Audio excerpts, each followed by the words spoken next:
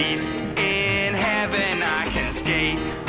Yo, what's up everyone? It's time again to set up a new skateboard. So I got a deck here from Greendale Skateboards. My last setup video, accidentally ended up deleting it. I thought I did save it, but shit happens. So let's set this bad boy up, and once it's done, we're gonna do nothing but switch and nollie tricks that I have learned so far. Let's get her done. Little baby jumper down there. Jeez, you're getting old, bud. Look at all that gray.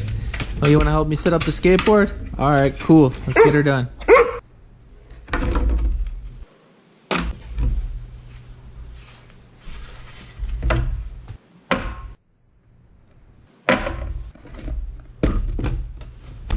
Alright, so deck's completely set up. I know I want to do switch tricks on it, but sometimes I land too heavy on the tail and I break my boards. So we'll just kind of wing it and have some fun testing out the new deck. I don't want to snap it on the first day, but hey, if it happens, it happens.